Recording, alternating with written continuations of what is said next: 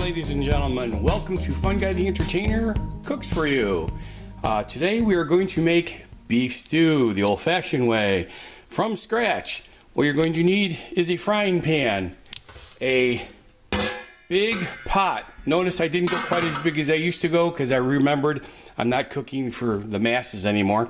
So I do have a smaller pot. It's still big enough. 2.5 pounds of stew meat. Basically, it's any good, 1-inch cube roughly of meat. Salt, pepper, and you notice I'm using the tin this time because this is going to soak into the meat. So, I like the coarse ground pepper normally, but you're not going to see it anymore on the food. So the regular stuff, pure ground black pepper is perfect. And garlic powder. You're also going to need shortening. I prefer using bacon grease versus regular shortening. So to start things off, oh, by the way, you'll notice that our meat is once again coming from Steinberg's Piggly Wiggly. They are a good local company. Piggly Wiggly is regional, but they take good care of us. They have a good selection of meats. So this is what we want you to know. Okay, so get your meat ready to go. Take the lid off your frying pan. And you're going to start off by putting 3 tablespoons of your shortening into the pan. Should have actually turned it on first. That would have probably helped. And made the mistake of not using an actual hard spoon, which I would normally use when I'm using shortening. So what we will do is grab one from the drawer here.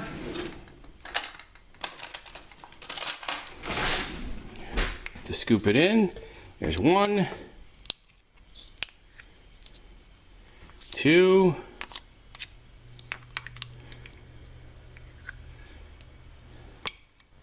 and 3. You don't want to drag the metal in the bottom of these kind of pans. Is not good for them, but just to set it in there in order to heat the shortening or the bacon grease. Like I said, I like bacon grease. It gives it a little bit better flavor. Shortening is obviously what most people use. I like bacon like most people on pretty much everything. So whenever I cook bacon, I save the grease. Okay, that's ready to go.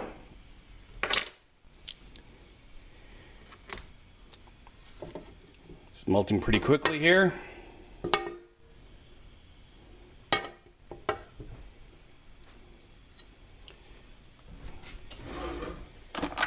Make sure you have a good stirring spoon.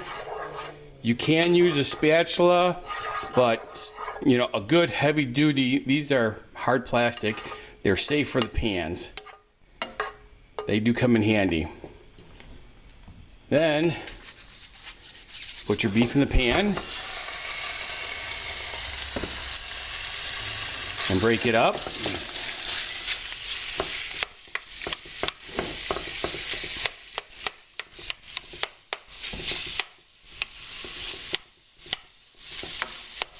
I'm hoping to be able to utilize 2 cameras. We'll see how that works today.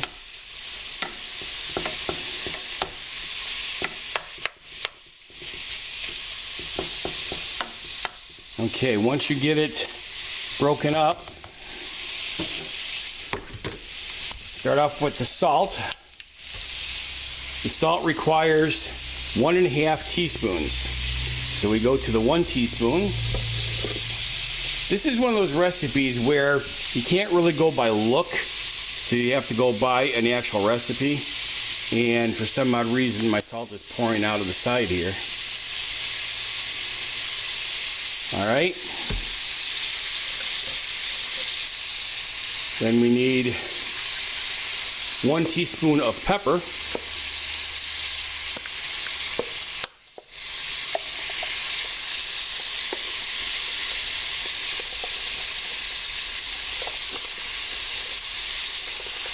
Okay, this is a little lower than I thought it was. There we go. As you can see, it's 1 nice teaspoon.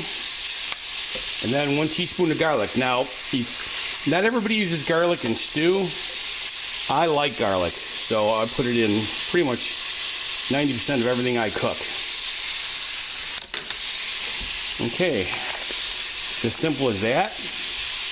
Now you stir it around, make sure the seasonings get mixed around here really good.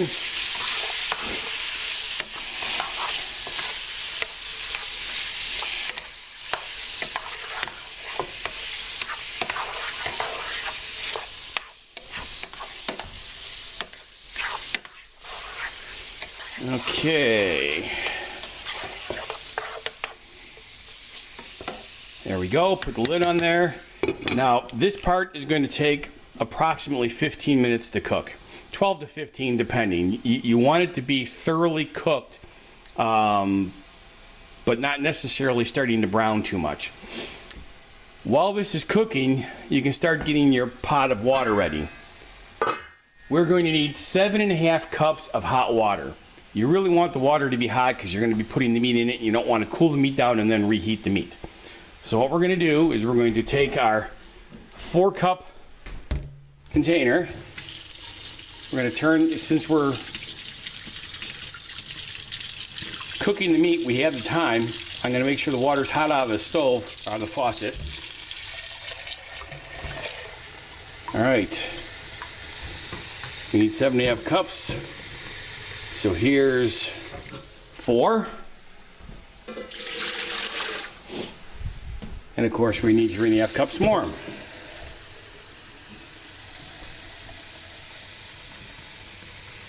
I'm still working on aiming with my chest mount camera. All right, there we go, 3.5 cups. That's great.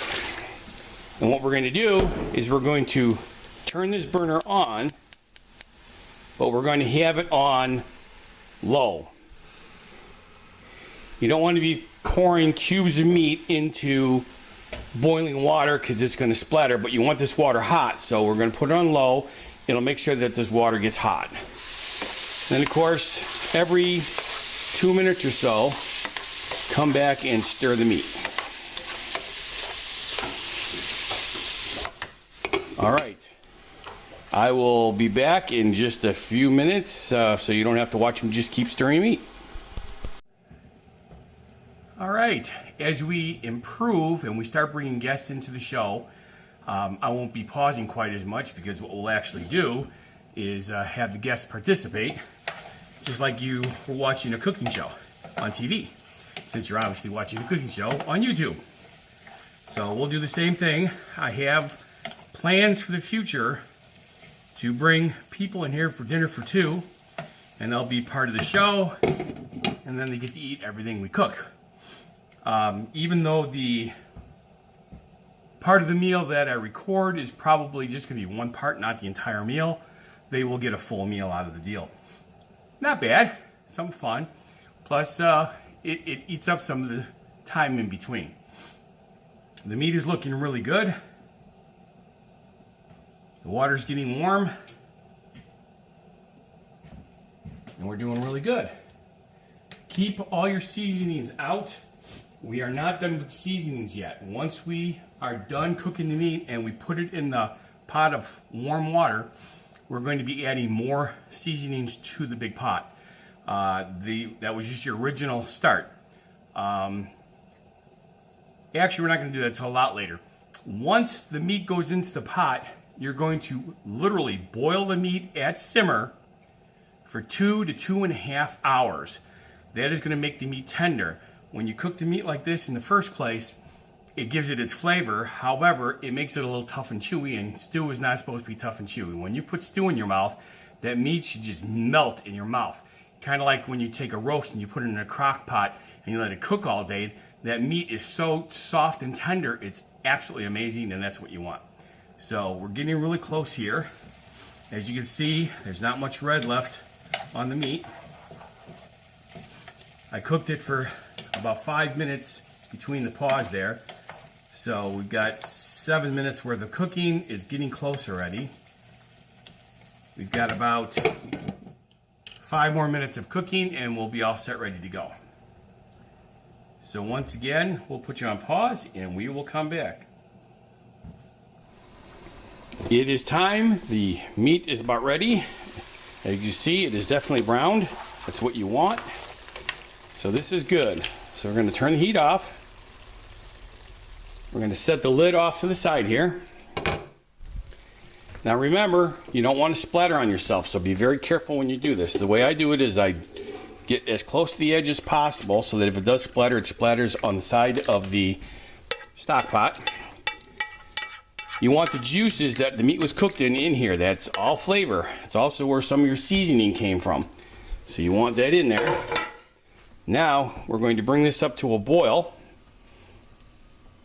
Once it comes to a boil, we will lower the temperature and let it simmer at approximately 2.5 hours.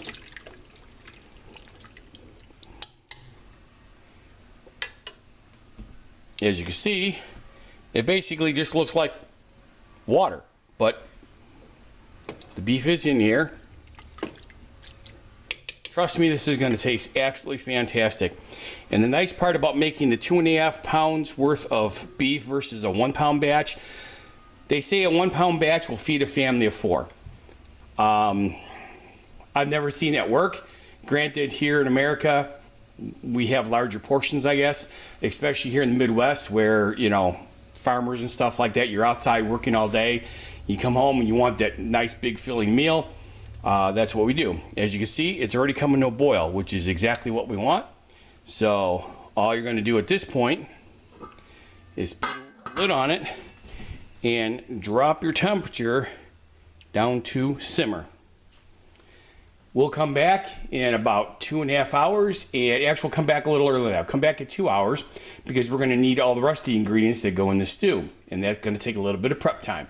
So we will see you in a little bit. We've just gone 2 hours on the timer.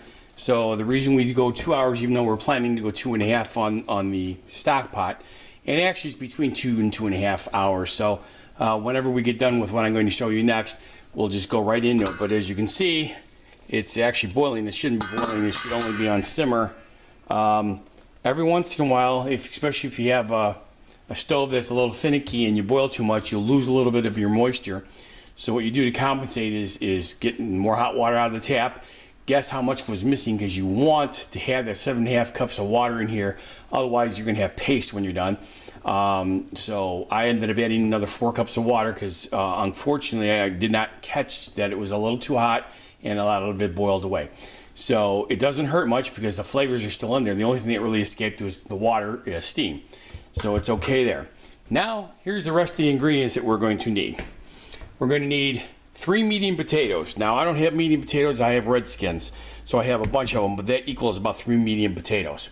Then you need 5 medium carrots. I have 5 carrots here, medium carrots.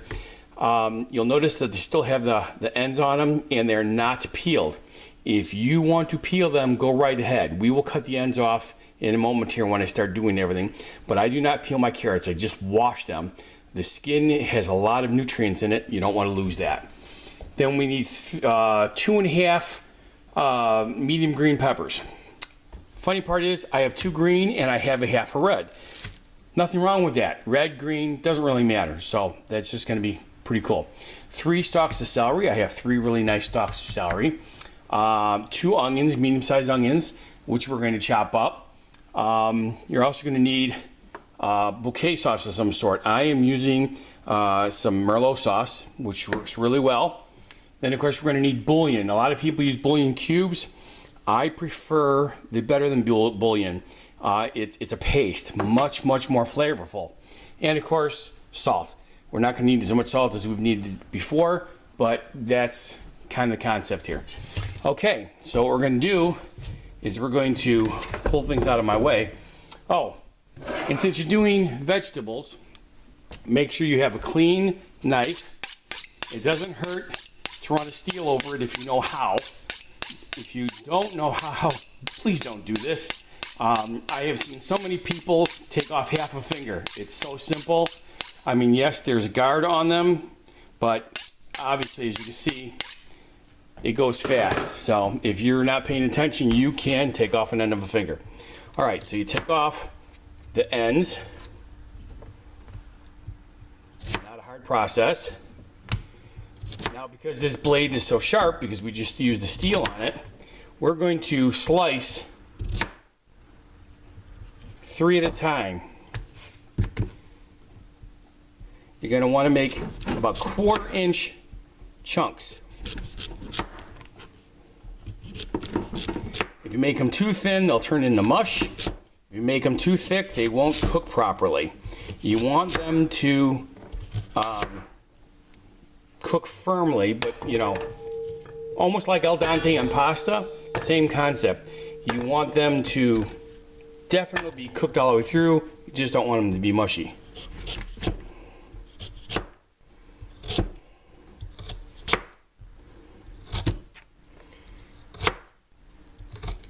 And again, when you get near the ends,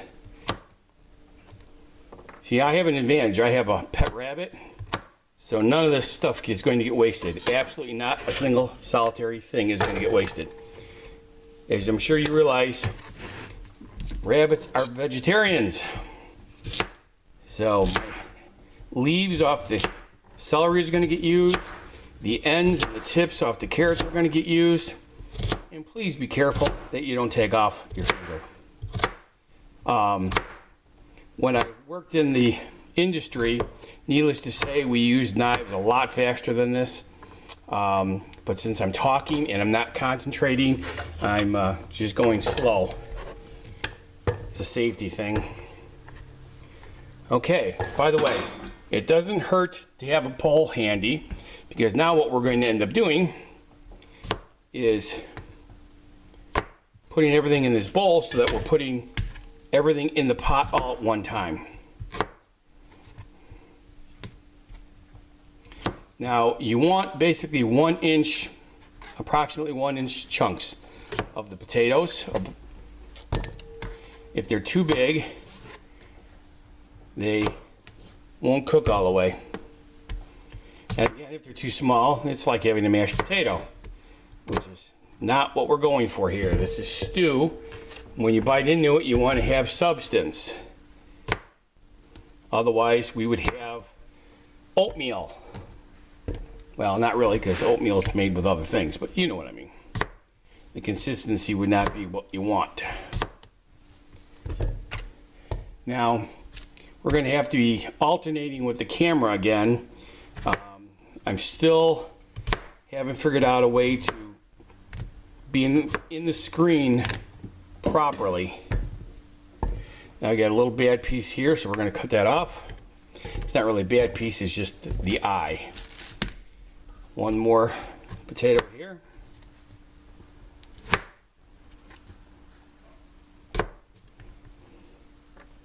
Okay.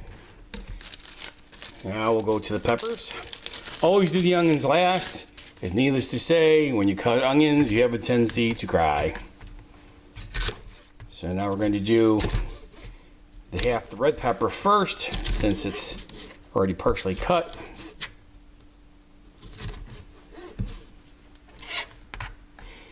You're making slightly larger than you would if you were dicing for an omelet. Again, peppers are going to become fairly soft, so if you have a slightly bigger piece, it's not going to be quite as mushy. The concept is to avoid mush. Okay, now here comes the green peppers. What I like to do is cut the tops off, pull the inside out.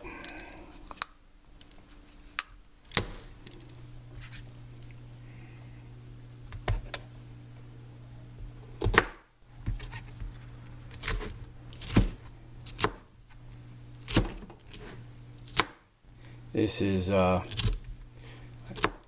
used to not like green peppers, and I'm not sure what changed. You know, everybody says your taste changes as you age.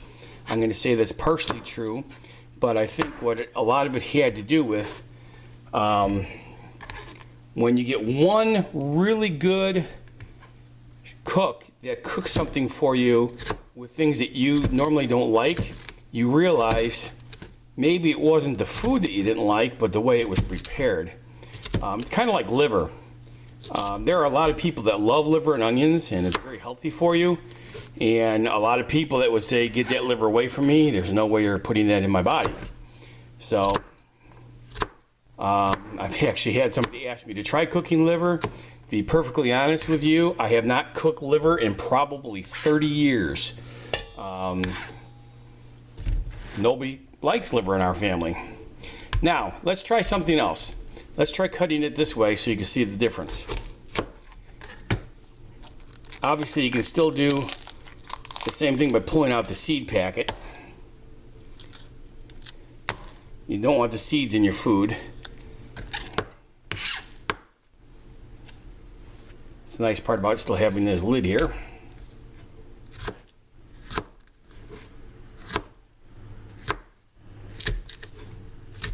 I'm trying to make sure I'm focused on the camera, so again, since I'm using a sharp knife, we're going a little slow here to play it safe, because I don't feel like having blood all over my food, and I'm pretty sure as viewers you don't want to see it. Well, I shouldn't say that, because there are people out there that get a kick out of that kind of stuff, but for the most part, when you're thinking about food, food and blood really don't go well together.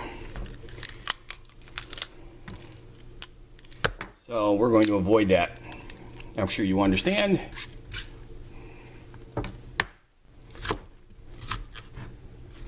Okay. These peppers smell really good.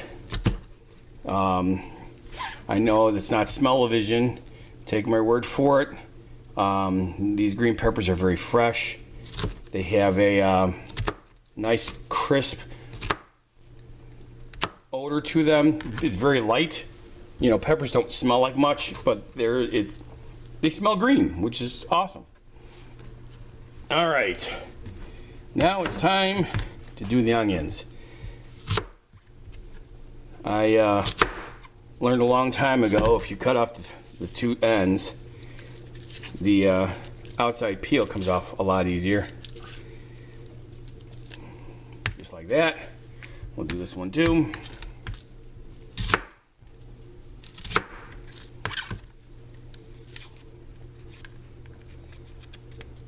Okay. Presto changeo. See how clean those come out that way? So nice. Oh, sorry about that. Again, I'm cooking in my house, so when the phone rings, you're gonna hear it, because I can't edit it out.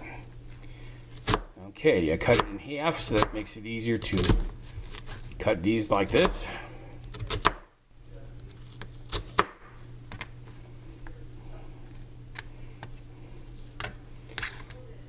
Now, I do not make my onions too small. Basically, I'm quartering them on thin slices.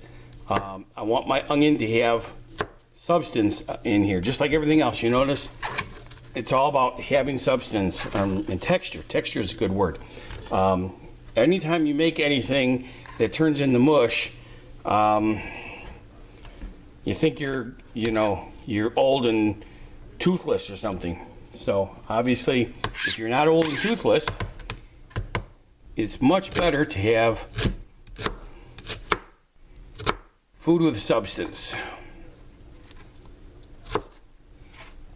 Quarters everywhere. There we go. And then we'll do the other one. See, now my eyes are starting to tear. It's really kind of funny, because technically you're not crying, you are tearing. You know, obviously, some of the old shows, especially comedies like I Love Lucy, I know I just dated myself here, but with I Love Lucy, there was an episode where she is doing onions, and she's literally bawling. I mean, that's not really what happens. Your eyes just tear. So,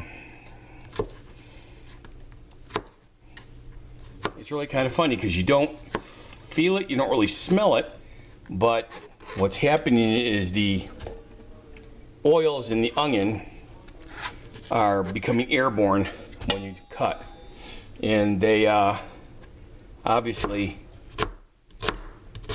make your tear ducts go crazy.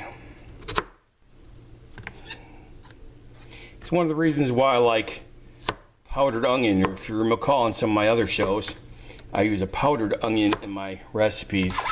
Powdered onion actually has a really nice flavor, and of course you avoid the problem of tearing eyes.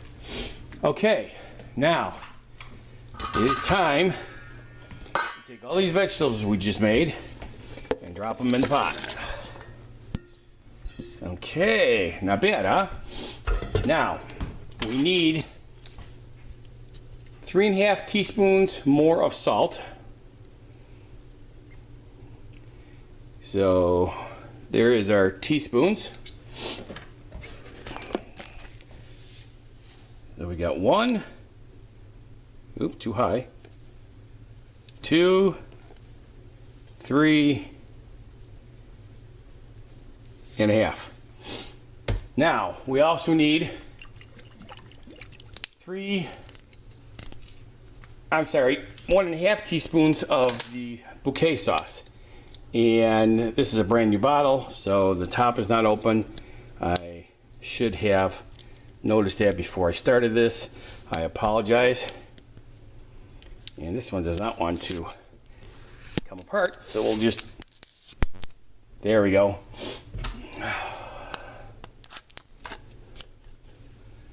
Okay. So we need 1½ on the sauce. 1½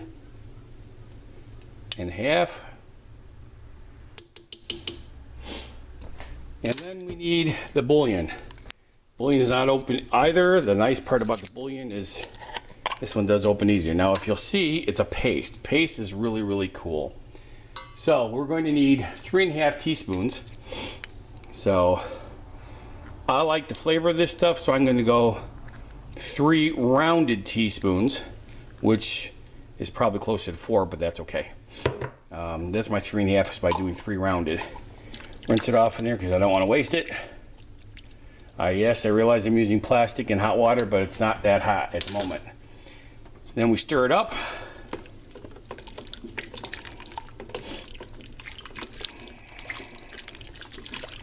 And we want to bring it up to a boil again because we just put cold vegetables and stuff in there.